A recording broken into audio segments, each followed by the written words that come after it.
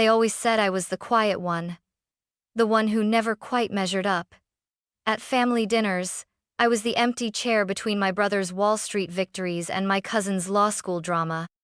No one asked what I did, they just assumed I was still working at that weird little antique shop. So, when I offered to cover Thanksgiving dinner this year, they acted like I was playing dress-up in adulthood. What they didn't know was, I wasn't just covering the meal, I'd also just closed a $4 million investor deal in Singapore over Zoom that morning. I never planned to tell them, but that was before my dad barged into my room looking for a wine opener and saw my laptop screen. $15 million. You'd think a family would be proud. Instead, they demanded I do the right thing, and by that, they meant fund their lifestyles. Let me tell you what happened next. Growing up in Seattle, I learned early that silence was my safest choice.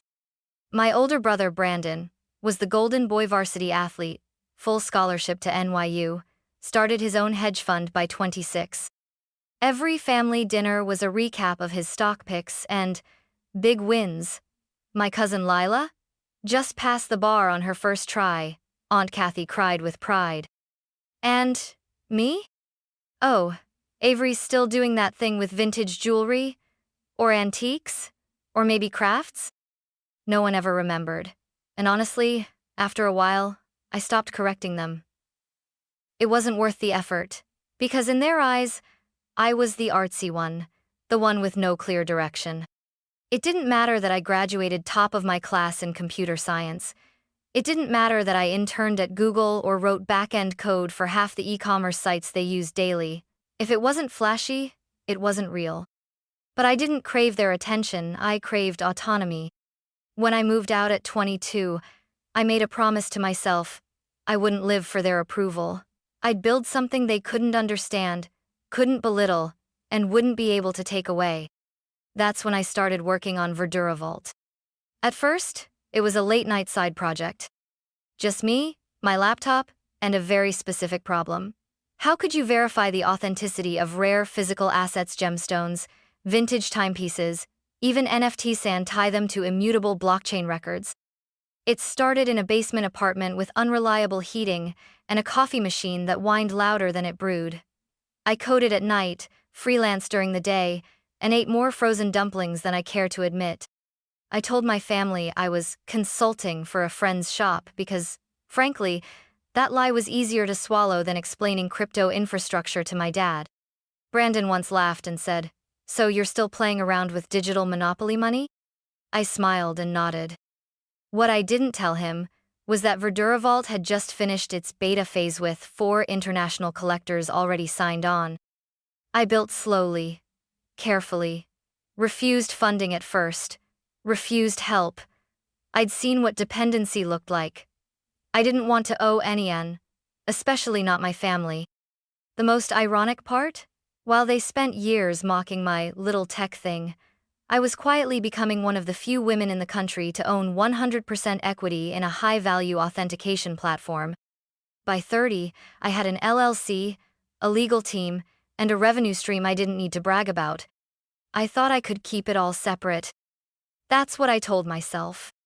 But secrets have a way of showing up, especially when you least expect them. Like on Thanksgiving Day, when all it took was one open laptop screen to tear everything apart.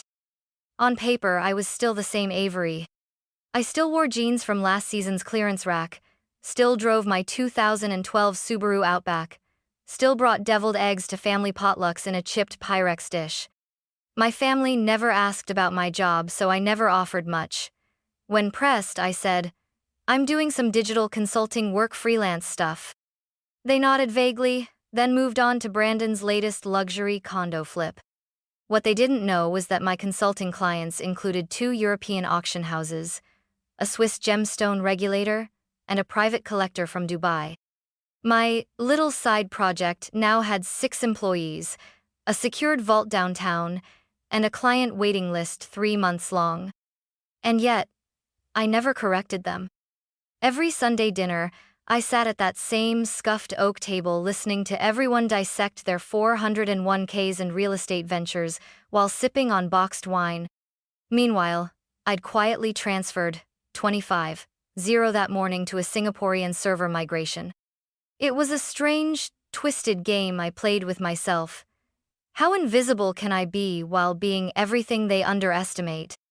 One time, I wore a vintage Rolex to dinner. No one noticed. Brandon flashed his new Apple Watch like it was a status symbol. Another time, I wore a designer blazer I got in Paris. My aunt complimented the nice thrift store look. I smiled, said thank you. I suppose I could have shown them the business articles, the bank statements, the valuation reports, but a part of me didn't want to. Because I knew deep down, their opinion of me wasn't based on facts. It was based on a script they had written a long time ago, and in that story, I was always the background character. So I played along. Not out of shame, out of protection. I had built something sacred, private, uncorrupted by their judgment. Verdura Vault wasn't just a company, it was my armor. Then came Thanksgiving. I offered to host for once, and everyone acted like I had announced I was moving to Mars. Are you sure you can afford all that? My mom asked gently. Unless you found a sugar daddy, Brandon joked. I laughed it off. No worries, I've got it covered. What I didn't mention was that the catering was being done by a Michelin-trained private chef I'd hired for corporate retreats before. Or that I'd paid for everything up front, using a business expense card. That day, I wore a simple navy sweater cashmere, Italian knit, cost more than my dad's monthly mortgage payment. Still, to them, I was just Avery, the odd one, the artsy loner, the forgettable daughter. I thought I had mastered the double life. But one unlocked laptop screen was about to undo everything I had so carefully built. Thanksgiving morning was unusually calm. The catering team arrived exactly at 10 a.m., sharp-polished, punctual, professional. I had handpicked them from an exclusive firm I'd used for client events in New York. The kitchen smelled of truffle butter and rosemary glazed lamb, not a frozen turkey or green bean casserole in sight. My parents arrived early, of course. My dad made a comment about how the house smelled expensive, and my mom seemed visibly confused at the absence of stove chaos. Wait, you didn't cook this yourself? She asked, wide-eyed. I coordinated everything, I replied, smiling. The cousins trickled in. Brandon showed up last, per usual, holding a bottle of champagne he would later pretend to have paid for. The dining room looked impeccable, marble plates, minimal aesthetic, candles that cost more than most dinnerware sets. But none of it raised red flags. Until my dad asked for a wine opener. I'd forgotten to take it out of the kitchen drawer, so I told him to check the side table in my office upstairs. I didn't think twice. Why would I? My laptop was open on my desk, logged into Verdura Vault's back-end admin panel.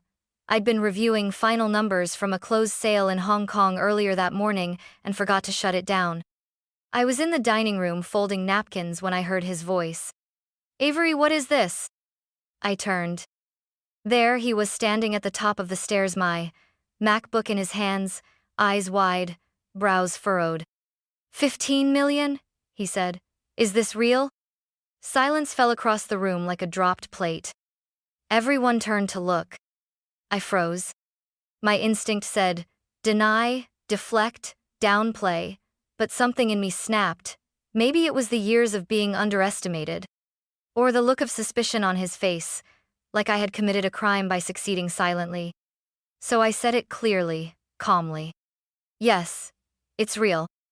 Rachel, my cousin, choked on her wine. Brandon's jaw dropped. Mom clutched her pearls like I had just confessed to robbing a bank. My dad descended the stairs slowly, still holding the laptop. How long have you had this much? He asked. Long enough, I said. But it's not personal money. Most of it's tied to the company. He blinked, confused. What company? Verdura Vault. I own it. I built it. More silence. Brandon let out a scoff. Wait, are you saying you're some kind of tech CEO now? I just looked at him, didn't say a word. And that was when the air shifted. This wasn't curiosity anymore. It was entitlement. The same family that never asked about my work was now leaning forward, their eyes glinting not with pride, but with possibility. Like they had just discovered a gold mine in their own bloodline. It happened so fast, I almost laughed. Just minutes before, they had been treating me like the family oddball, the creative type, who probably still rented furniture and shopped clearance sales. Now it was as if I'd walked in with a suitcase full of unclaimed lottery tickets. My mom recovered first. She stepped forward slowly, her voice suddenly tender. "Sweetheart, why didn't you tell us? We could have helped. We've always supported you." I nearly choked. Supported me? Like when they skipped my graduation to attend Brandon's real estate expo? Like when they forgot my birthday 3 years in a row? Like when they asked if I wanted to, maybe marry rich instead? But I didn't say any of that. Not yet. Brandon was next. He grinned like a politician and clapped me on the back hard. "Well, damn, Ave. I mean, if you ever want to diversify, I've got this crypto mining idea I've been toying with. Could use some seed money." Cousin Rachel chimed in. "Ooh, I've been wanting to launch a vintage handbag resale brand. Could be, like, a sister venture. Think about it." Uncle Derek raised his glass. "Looks like the family's got its own little unicorn. Cheers to that." And just like that, the room turned transactional. No one asked how I did it. No one asked what I built. They just saw commas and decimal points. Suddenly, I was no longer Avery, the quiet one. I was a potential distributor of comfort, upgrades, and second chances. And then came the one question I knew was coming. My dad cleared his throat. "So, we were thinking, if you're in a position to help, maybe it's time to consider giving back to the family a little." My fork paused mid-air. "Giving back?" I echoed. He nodded slowly. "You know, support your brother's business. Help your mom and I pay off the house. Rachel's still got loans. You're doing well. We're proud of you, honey. But success is sweeter when shared." Success is sweeter when shared? I stared at the table set with designer plates, food flown in from chefs they couldn't pronounce, and candles lit with money they thought I didn't have. I looked up. Mom was already tearing up. Brandon looked expectant. Rachel had her phone half out, probably Googling handbag manufacturers. That was the moment I realized. They didn't see me. They saw an ATM with a heart rate. They didn't want my story, they wanted my signature. And they were just getting started. I knew the moment was coming, but it still hit like a slap. Dad set my laptop down on the table like it was evidence in a courtroom. He folded his hands, his tone shifting from gentle curiosity to something colder measured. "Avery, we've been talking," he began. "And considering everything, maybe it's time we all sat down and figured out a plan." "A plan?" I asked. "For the family," Mom added quickly, her voice soft like she was soothing a nervous animal. "We're not asking for anything unreasonable, just something fair." "Fair," I repeated, testing the word like it tasted off. Brandon leaned forward. "I did the math. If you just put, say, 2 million into a family fund, we could pay off everyone's debts, invest in real estate together, and still have plenty left for your company. It's not like it'll make a dent in 15 million. Rachel chimed in with wide eyes. "And I've been thinking about going back to school for luxury branding. A trust or something would really help with tuition, and honestly, with my experience, I could help with your company's image." My aunt nodded enthusiastically. "A little seed funding for the next generation. That's what family is all about, right?" I sat back in my chair, breathing slowly through my nose. My heart was beating fast, but not from panic. From rage, cold, controlled rage. They didn't ask why I built the company. Didn't ask how many nights I stayed up researching security protocols. Didn't care that I'd gone 6 months without a single day off. They weren't proud. They were opportunistic. It wasn't congratulations. It was a takeover attempt, disguised as love. I met my father's eyes. Let me get this straight. You want me to create a fund, so you can live more comfortably. Because I worked hard, in silence, and made something of myself. He blinked. It's not about comfort, it's about support. We're a family. I turned to my mom. You once told me I should just marry someone rich and stop dreaming. That tech wasn't for girls like me. Her cheeks flushed. That was years ago. We didn't mean it like that. Brandon laughed awkwardly. Come on, Av. You've been keeping this from us, don't act like the victim now. I leaned forward. No, I didn't keep anything from you. You never asked. Not once. Not during the years I ate canned soup in a studio apartment. Not when I coded all night to get my platform secure. Not when I got my first client. You didn't care when I was building something. You care now that it's built. Silence fell. Rachel opened her mouth to argue, but I raised a hand. Let me finish. I've watched this family throw thousands at Brandon's ventures, praise Rachel for every new Instagram follower, and act like my achievements were inconveniences. I've listened to you dismiss what I do as arts and crafts.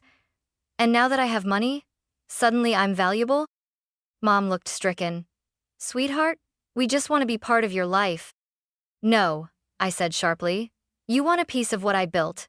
That's not love. That's extraction. Then I stood up. I'm not here to fund your fantasies. I came here to share a meal, not my bank account. I looked around the room, family frozen, expressions ranging from stunned to offended. You wanted to know what I've been doing all these years? This is it. I've been building a future where I don't have to beg for approval, a life where I don't owe anyone explanations, and definitely not payouts. Then I walked away. The dining room, the candles, the 200 wine, the custom linen napkins blurred behind me like a museum of people who never knew me. And just like that, I closed the door on them. But it wasn't over yet. I didn't slam the door. I didn't raise my voice. I just walked out calm, certain, and done. I got in my carmy, discreet, electric black SUV and drove through the crisp Seattle night in complete silence. The streets were almost too quiet for a holiday. It was as if the city itself was giving me space to breathe. When I got home, I didn't cry. I poured myself a glass of winereal wine, the kind aged longer than Brandon's last business venture, and opened my laptop. Dozens of unread messages flashed across the screen. They had already started. Mom, 7:23 p.m. Avery, please call me. We need to talk calmly. Dad, 7:41 p.m. What happened back there was out of line. This is not how family treats each other. Brandon, 8:03 p.m. So, you're just going to walk out and leave us hanging? Rachel, 8:12 p.m. I can't believe you would humiliate us like that, in front of everyone. They weren't sorry. They were outraged because they had just learned they couldn't control me anymore. The next day, it escalated. My cousin tagged me in a Facebook post about selfish tech elites. My aunt shared a thinly veiled Bible verse about those who hoard treasures on earth. Rachel DM'd my assistant, asking if she could book a quick coffee chat about brand consulting. I stared at the screen in disbelief. And then, it got worse. Monday morning, I arrived at my office and found my family in the lobby. Yes, the lobby. Mom, Dad, and Rachel had apparently told the front desk they had a scheduled meeting. When my receptionist asked who with, they just said, the CEO, like they own the title. Jenny, my assistant, texted me in a panic. Your family's downstairs, refusing to leave, wanting financial planning support. I almost laughed. I went downstairs. There they were, Mom holding a thick manila folder, Dad dressed like he was headed to court, Rachel with a fake designer handbag clutched like a weapon. Dad stood up. We've come to talk. We have a proposal. I'm not interested, I said flatly. You owe us that much, Mom snapped. We raised you. No, I replied. You raised an idea of me you could ignore. I raised myself. Rachel stepped forward. Avery, don't be dramatic. We just want a piece of what you've built. It's not like you earned all that on your own. And that was it. The sentence that lit the final fuse. I walked to the front desk, pulled out my phone, and opened the banking app tied to the monthly transfers I'd been sending my parents, 50 a month, every month, for years. I clicked cancel. The sound of the confirmation chime was deafening in the quiet lobby. Mom gasped. Dad looked like I'd stabbed him. Rachel's jaw dropped. I want it on record, I said to the receptionist, that none of these people are to be allowed upstairs or onto company premises without my written permission. Effective immediately. Jenny nodded, stunned. My father stepped toward me, anger rising in his voice. You can't do this. We're family. No, I said, we're blood, but family is earned. And with that, I turned and walked to the elevator. They didn't follow. But the fallout did. For the next week, I got texts from every possible angle. Great Aunt Sheila, my second cousin's husband, even Rachel's ex-boyfriend messaged me saying, hey, if you're investing, I've got a startup idea. I blocked them all. I told my legal team to send a cease and desist notice if any of them contacted the company again. I was done. I changed my number. I moved out of my townhouse to a penthouse apartment with coded elevator access and 24/7 security. And for the first time since I started Verdura Vault, I took a deep breath, free of pretending, free of family expectations, free of guilt. That's the thing about success when it's quiet. People underestimate you. But the moment you show it, they try to take it. And that Thanksgiving? It wasn't the day I lost my family. It was the day I finally reclaimed myself. There's a strange stillness that comes after severing ties. Not silence, there's still noise. Your phone vibrates with unknown numbers. Your email filters catch waves of passive-aggressive outreach from old contacts, suddenly remembering your name. But internally, it's still, like a room that's been decluttered after years of suffocation. My new apartment sat high above downtown Seattle, with a view of the Sound that changed color with every hour. I kept it minimalist: stone countertops, clean lines, everything in its place. No family portraits, no inherited furniture, no reminders of the people who only remembered me when they wanted something. Instead, I filled it with what I had earned. A bookshelf lined with tech patents and rare art books. A custom-built workstation with triple encryption layers. A vault room with pieces I'd personally authenticated, many of which now had 6 to 7 figure valuations. This wasn't luxury for show. It was power I built, piece by piece, on my own terms. And finally, I was living it. Verdura Vault expanded into Toronto and London that quarter. Our fourth office opened in Tokyo. I hired a wellness coach, started lifting weights again, and spent weekends consulting pro bono for women-led startups that couldn't afford high-end authentication support. I never once regretted cutting them off. If anything, I regretted not doing it sooner. Because once the noise fades, something unexpected takes its place. Clarity. Clarity that I don't owe anyone access to what I've earned. Clarity that success means nothing if you're shrinking yourself to maintain the illusions of people who never saw you clearly. Grandma used to tell me, blood is biology, but love is proof. And she was right. Proof came in the form of quiet mentors, midnight supporters, old professors who sent recommendation letters when my parents couldn't be bothered to ask what I was studying. Proof came from the people who never asked me what I could give, but simply stood beside me while I figured out who I was becoming. And now? Now I was finally becoming her. Not the daughter they forgot. Not the shadow behind my brother's spotlight. But the woman who built her own kingdom, and finally had the peace to live inside it. 3 months after that Thanksgiving, I got a call from Forbes. Apparently, one of our recent authentication cases, an Imperial Russian brooch linked to the Romanov dynasty, had made quiet waves in elite collector circles. The reporter wanted to profile the tech behind our process, and I agreed on one condition. My name could be used. For the first time, I didn't hide behind the team or a generic CEO credit. I sat for the interview. We talked blockchain, physical to digital mapping, the black market for forged heirlooms, Then the journalist asked, offhandedly, "Where'd you learn to read jewelry like this?" And I said simply, "In silence." The piece dropped a week later. "The Woman Who Sees Value Where No One Looks." It went viral. Suddenly, my inbox was filled with invitations, industry panels, investment talks, even an honorary degree proposal from my old university. And with visibility came something else: recognition. But not from the people I thought it would come from. Not one call from Dad. Not a single text from Brandon. No apology from Rachel. Instead, what came was a message from someone I didn't expect: Grandma June's old friend, Alice. She sent me a scanned photo at 8 years old, helping arrange Grandma's bead collection at the kitchen table. In the corner of the photo, Grandma had written in faded ink, "Avery sees what others miss. She always will." I stared at it for a long time. And then I smiled. Not because they were proud of me, but because I was finally proud of myself. A week later, I returned to Seattle City Hall to deliver a private seminar to a group of young girls interested in tech entrepreneurship. I wore a charcoal blazer, simple heels, and a vintage necklace I'd restored myself. Halfway through the session, a girl raised her hand.